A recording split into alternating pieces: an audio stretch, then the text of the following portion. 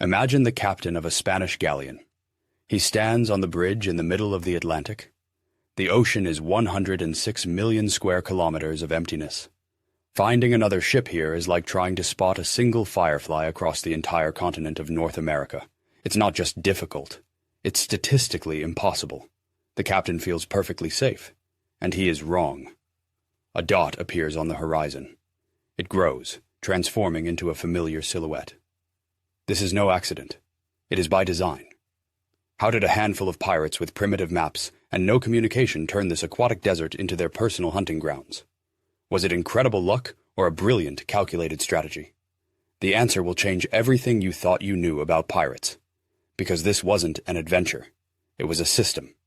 And in just 2 minutes, you'll learn about the two paradoxes at its core. The first paradox turns military logic on its head. Why were heavily armed Spanish galleons, the true battleships of their era, paradoxically more vulnerable to pirates than small, almost defenseless merchant vessels? We'll reveal the answer to this question in the 6th section. The second paradox sounds like suicide. What compelled pirates to intentionally run their ships aground, far from civilization? This strange ritual seemed to guarantee their doom. But in reality, it was the key to their total dominance at sea. We'll uncover this secret in the 4th section. These two questions are not just riddles. They are the two key principles upon which their entire system was built. They show that pirates operated on a completely different, counterintuitive logic. This video is not just a collection of facts. It is a step-by-step deconstruction of a brilliant hunting machine. By the end, you won't just have stories. You'll have the complete pirate playbook. 7 key tactics that transform the image of a reckless rogue into a cold-blooded strategist. Your perception of a pirate will change. He will cease to be a swashbuckler with a cutlass and become a systems analyst, more like a startup founder or an intelligence chief. You will learn how they built spy networks, how they used the ocean's secret highways, and how their greatest advantage was hidden in plain sight. It's like learning to see in the dark. What once seemed like chaotic shadows suddenly takes on clear, predictable shapes. And the first element of this system began not at sea, but in the noisy, dirty taverns of port towns. How could pirates, thousands of miles from their target, know the exact schedule, route, and cargo of a galleon that hadn't even left port? It wasn't magic. It was total intelligence gathering. At first glance, the explanation seems simple.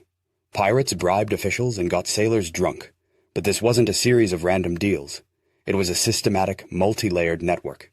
It included merchants, disgruntled colonial officials, shipyard workers, and even governors' mistresses.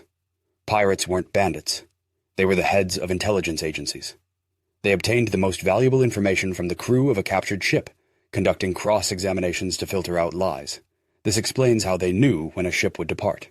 But their true mastery began with answering the question of where to wait for it. Pirates had no chronometers or accurate maps for determining longitude. Nevertheless, they operated with GPS-like precision. Imagine Captain Sam Bellamy in a Nassau tavern. He receives a scrap of information. The Spanish Silver Fleet will leave Havana next month. This information seems almost useless, but Bellamy isn't going to search for anything. He pulls out a map and begins, not a search, but a calculation. He overlays the departure time with maps of ocean currents and seasonal winds, calculating the single possible route the fleet will be forced to take. He bets not on luck, but on inevitability, turning the ocean into a system of equations. Have you ever planned a route in your GPS to avoid traffic? Pirates did the same, but with the ocean. Why was information about the cargo more important to them than the number of cannons? This priority reveals their true nature. Pirates were not soldiers. They were pragmatic businessmen. They didn't hunt just any ship, but a specific asset, like an investor choosing stocks. The numbers show the true scale.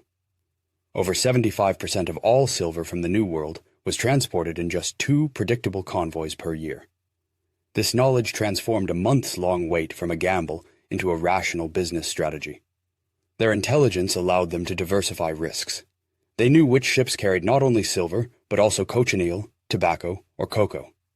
This was their investment portfolio. But all this information was useless if you couldn't catch your target. Pirates knew what and when, but how did they solve the main problem? Where? In an ocean spanning 106 million square kilometers. The popular image is of pirates spotting a ship and giving chase. This is an illusion. In 99% of cases, there was no chase. Pirates didn't pursue targets. They intercepted them. For them, the ocean was not an empty space. It was structured by invisible forces. A pirate captain, having received intel, looked not through a spyglass, but at a map of currents. Their success lay not in the speed of the chase, but in the brilliant choice of an ambush position. The next section will transform your view of the ocean from a blue desert into a detailed map with highways, intersections, and deadly traps. Sailing ships couldn't just go wherever they pleased. They were slaves to the trade winds and ocean currents, like the Gulf Stream. These natural forces created invisible corridors that everyone was forced to follow. And when you overlay these corridors on a map, the Atlantic ceases to be a desert. Thousands of routes from Europe, Africa, and South America converge at just a few points. The Florida Strait, the Mona Passage, the Azores. The ocean becomes a network of roads with busy intersections. Pirates didn't need to find a needle in a haystack. They just needed to go to an intersection and wait. To them, the ocean map looked like a subway system with a few key transfer stations. But waiting was a brutal game of endurance. How could a captain keep dozens of cutthroats idle for weeks, staring at an empty horizon? That's a recipe for mutiny. But this wasn't a gamble. It was mathematics.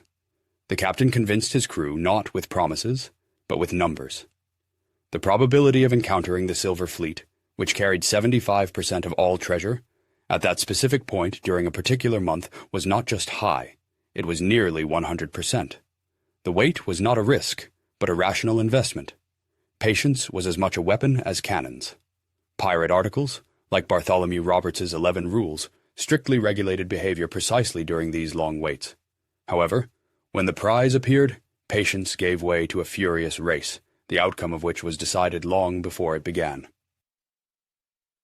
Why did the Spanish Empire, knowing the danger, send its treasures along the same routes year after year? They had no choice. The cumbersome galleons could not sail against the wind and currents. They were slaves to geography. But the convoy system, created for protection, paradoxically made them even more vulnerable. Convoys moved at the speed of the slowest vessel, and their schedules were known years in advance. The security of the entire empire depended on a system that made it a prime target. The archives in Seville were, in essence, published schedules for robberies. But even on these highways, pirates needed one decisive advantage. On the horizon are two ships, a massive galleon and a small pirate sloop. Why did the sloop almost always catch it? A sailing ship's speed is a balance between wind power and water resistance. It seems to be all about design. But the reality concealed an invisible enemy: biofouling. Algae, barnacles, and marine worms covered the underwater part of the hull. In just 6 months in warm waters, they could reduce a ship's speed by 50%. Pirates turned this common problem into their unique advantage. A clean hull versus a fouled one was the difference between predator and prey. And the method they used to achieve this cleanliness was their most closely guarded dirty secret, despised by captains of the Royal Navies. It looked like a disaster. A pirate ship lies on its side on a wild beach, its crew swarming around it like ants on a dying beetle. This is not a shipwreck. This is the second paradox we promised to reveal: intentionally running a ship aground. It was a ritual called Careening. First, they would find a secluded cove and unload everything onto the shore: cannons, supplies, every last cannonball. Then, they would run ropes to the masts and use capstans to pull the vessel onto its side, exposing its underwater hull. For several days, the ship and crew were completely vulnerable to a storm or a surprise attack. But the reward outweighed the risk. A clean bottom provided an advantage of 2 to 3 knots. In the age of sail, that was the difference between capturing a prize and enduring months of hungry searching. Why did huge warships, with access to the world's best shipyards, lose in speed to sloops that were maintained on the fly? Royal Navy ships also needed cleaning, but they did it in protected admiralty docks.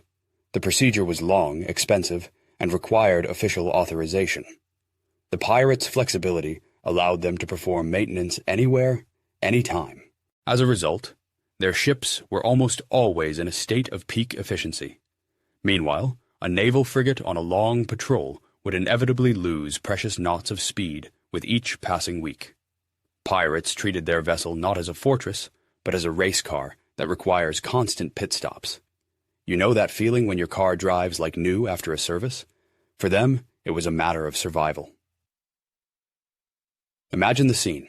Pirates spot a rich merchant ship, but it's protected by a fast naval frigate. A direct attack is suicide, but for the pirates, it's still a promising target. With a speed advantage, the pirate ship doesn't attack. It shadows the convoy from a safe distance, like a wolf stalking a herd. This isn't passivity, it's active control. The captain can wait for nightfall for a stealth attack. He can wait for a storm to separate the ships. He can provoke the frigate into a chase, lead it away, and then return to the defenseless merchantman. In a deposition, one of Stede Bonnet's crew members stated, "A fair fight is for fools and the king's officers. We are here for profit." Speed allowed them to outrun anyone, but their next tactic allowed them to get so close to the enemy that speed was no longer necessary.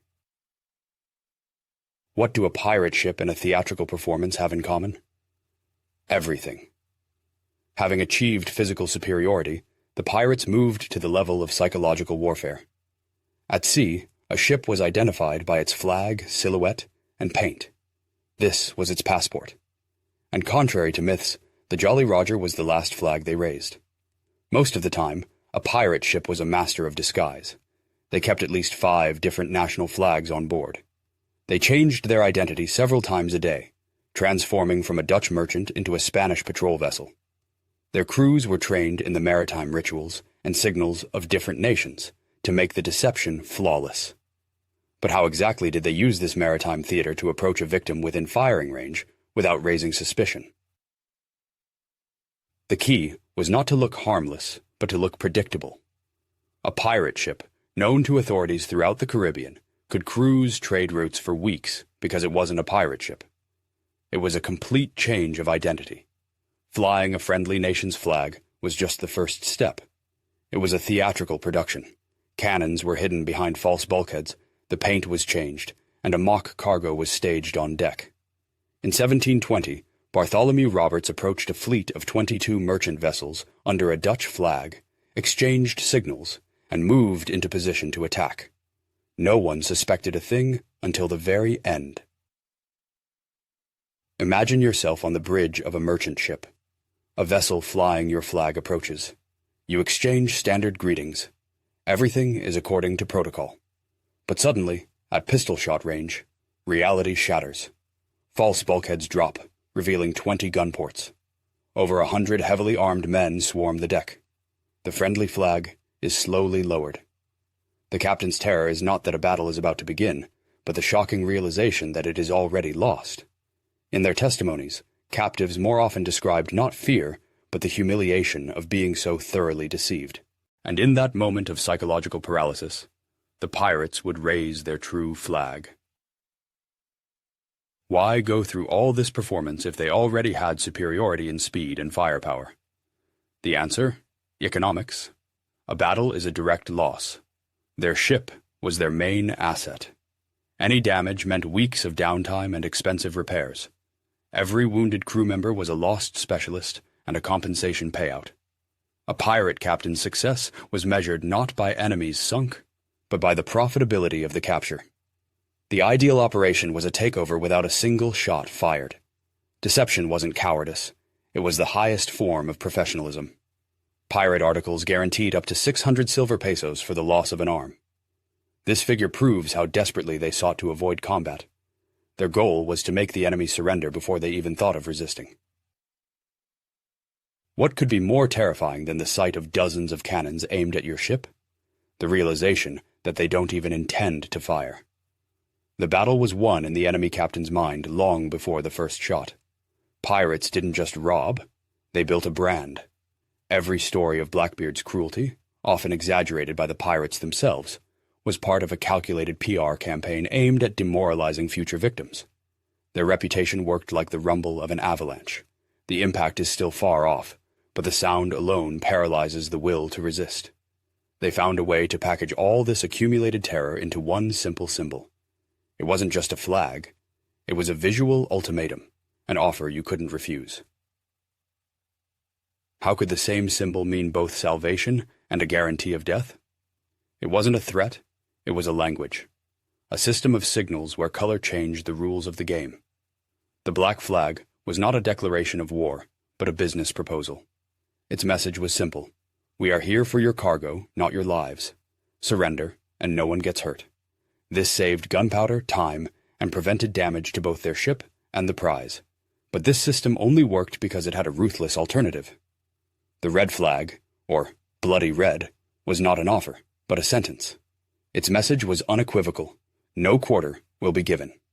It was raised if a ship tried to resist. It was the threat of the red flag that made the black one so persuasive. This was a standardized negotiation interface, a universal language of fear and pragmatism, understood across the ocean without a translator. But for this silent ultimatum to work, it had to be backed by an ironclad reputation.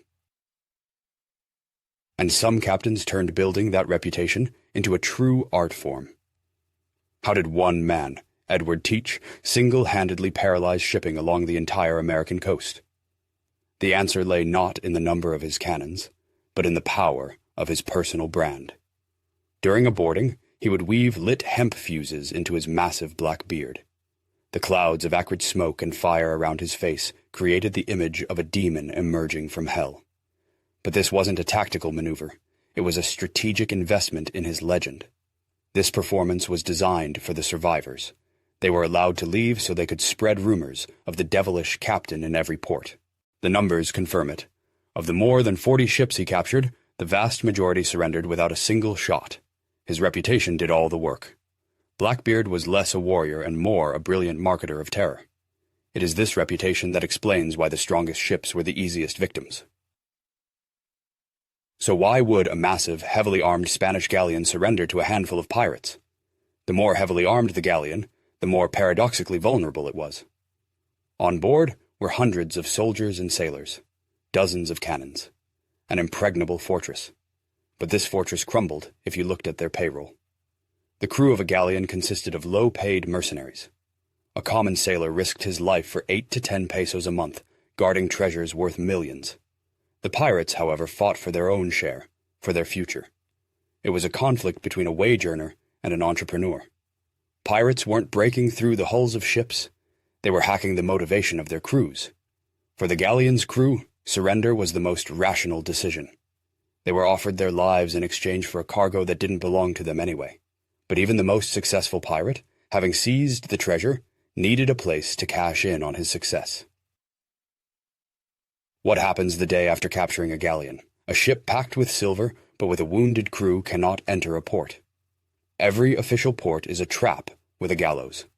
Pirates were declared hostis humani generis, enemies of all mankind.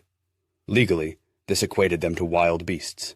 Anyone could kill them with impunity and take their property. This made it impossible to get repairs, sell goods, or resupply. But the pirates were not outcasts. They created their own shadow infrastructure. They needed not just hideouts, but entire operational centers, shipyards, hospitals, exchanges, and banks, all in one. The survival of pirates depended not on their success at sea, but on the existence of secure land bases. These bases were the Achilles heel of their entire system. It was these that allowed for the creation of entire pirate republics, which became the logistical and financial hubs of their global operation. Why did the tiny settlement of Nassau on the Bahama Islands become the epicenter of the pirate empire? Its secret was a unique combination of geography and economics. Strategically, Nassau was located right at the intersection of trade routes. But its main advantage was its shallow harbor. The entrance depth was only 3 to 4 meters, deep enough for a pirate sloop, but fatally shallow for a 50-gun frigate that required at least 6 meters. However, Nassau was not just a fortress, but a thriving market. Dishonest merchants flocked here to buy plundered goods at below-market prices. It was a symbiosis. Pirates were the suppliers, and colonial merchants were the distributors, providing liquidity for their assets. But the social structure of this place was even more revolutionary than its economy. The most valuable commodity in Nassau was not gold or sugar. It was experienced sailors. The Royal Navy used press gangs to recruit crews, but pirates attracted the best volunteers. How? Their ships were some of the most democratic institutions of their time. The captain was not a monarch. He was elected by a general vote and could be removed at any moment.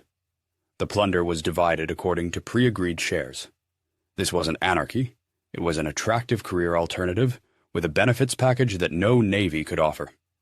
The compensation system was simple: 600 pesos for a right arm, 500 for a left, 100 for the loss of an eye. It was this concentration of motivated talent that made Nassau a prime target for the empires. How could you defeat hundreds of elusive ships scattered across the ocean? The British Empire found the solution in one man: Woodes Rogers. He was a former privateer himself and knew the pirate psychology from the inside, but his genius was not in naval tactics, but in strategy. He didn't chase individual ships. He struck at their operational center.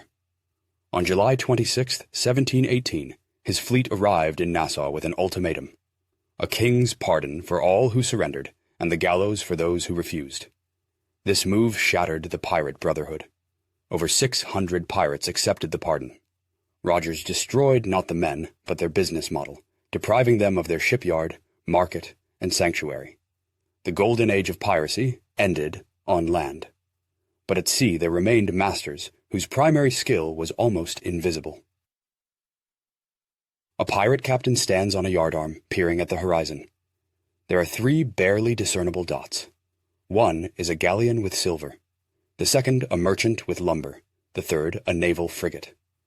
A wrong choice means either death or months of starvation. To the untrained eye, all sailing ships look the same from a distance. An attack seems like a lottery, but for an experienced pirate, a ship on the horizon was an open book. He read not only its silhouette, but also its body language, how it sat in the water, how many sails it carried, how it responded to the waves. This was the final filter in their entire system, weeding out unprofitable or lethally dangerous targets. How exactly did they turn this visual analysis into a precise science, allowing them to operate with the surgical precision of a predator? It wasn't a science. It was the art of reading architecture. At a distance of 5 nautical miles, nearly 10 kilometers, a 40-meter ship looks like an ant on a table, but for a pirate, its silhouette was like a fingerprint. In the 18th century, ships were not built from uniform blueprints. Each nation left its mark. Spanish galleons had high, castle-like sterns, while Dutch floats designed for maximum cargo were rounded and squat. This was the first filter. The second was the rigging. A warship carried more sails for speed, a merchant ship fewer for economy. A pirate captain saw not a ship, but a sum of its features. A high stern plus a full set of sails equals a Spanish military transport. But even knowing the type, how could you tell what it was carrying? The answer was in how it moved through the water. A ship laden with silver moved differently. It sat so low in the water that its waterline was almost hidden. Due to its immense inertia, it responded sluggishly and heavily to the waves, burying its bow deep. An experienced captain could see through his spyglass how the salt spray barely had time to clear the deck before it plunged underwater again, a sure sign of being overloaded with metal. But that was only half the equation. The pirate analyzed its behavior. If a ship sailed a perfectly straight course, not deviating from the optimal route, it was a vessel with a valuable cargo, bound by a strict schedule. He was reading not the ship, but the intentions of its captain. This intuition, bordering on the supernatural, was not a gift from above. It was the result of the most brutal training system in the world. Where did former fishermen and sailors get such knowledge? Many pirates were graduates of the Royal Navies, but that doesn't explain everything. Piracy was their post-graduate school. Every captured ship became not just loot, but a textbook. They conducted cross-examinations of captive captains, navigators, and carpenters extracting details about new designs, evasion tactics, and secret routes. This information spread instantly in Nassau. It wasn't individual genius, but a collective networked intelligence, a constantly updated pirate Wikipedia. Captured ship logs and charts were valued as much as gold. Each raid honed their collective muscle memory, turning the entire community into a single predatory organism. So, we have 7 elements: total intelligence, use of ocean highways, absolute speed advantage, the art of deception, a brand of terror, shadow logistics, and finally, the predator's eye. This is not just a set of tactics. These are the sequential steps of a deadly funnel, where uncertainty is eliminated and the chances of success increase at each stage. It is a single, fine-tuned mechanism where the output of one stage serves as the input for the next. In the following, final section, we will assemble all these parts into a single algorithm, the complete, step-by-step playbook of the perfect pirate hunt, which will transform your understanding from a set of facts into a coherent system. Let's assemble this playbook. It all starts with step 0, intelligence. The information network in port triggers the entire mechanism. Without precise data on the cargo and departure time, the hunt simply doesn't begin.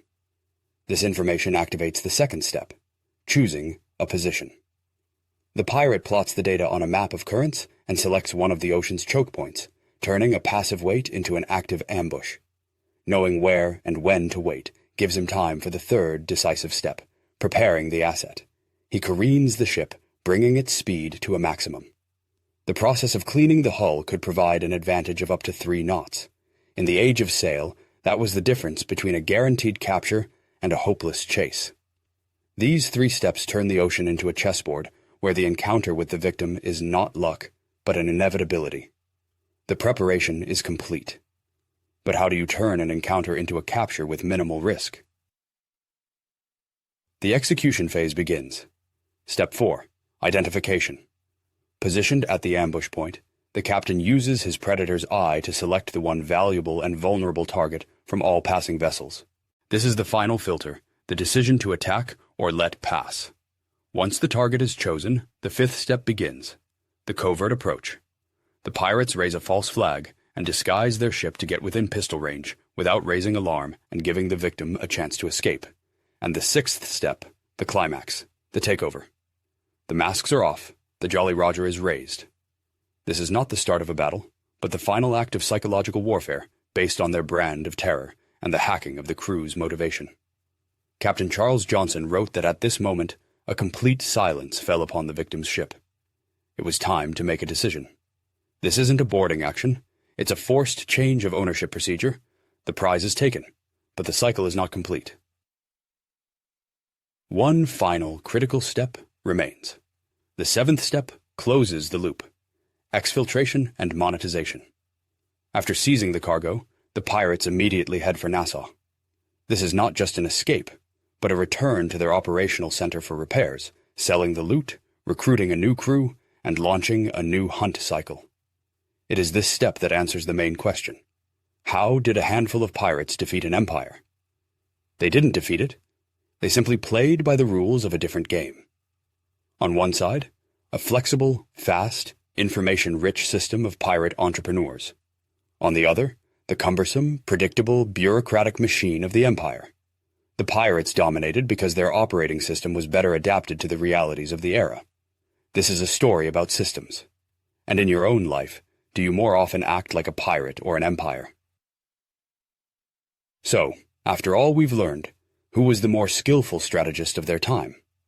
The agile, risk-taking pirate captain, relying on information? Or the powerful Spanish commander, following orders and managing a vast system? Type pirate in the comments if you think their adaptive system was the pinnacle of strategy. Or type commander if you believe that managing imperial power required greater skill. Let's discuss whose methods are more relevant today.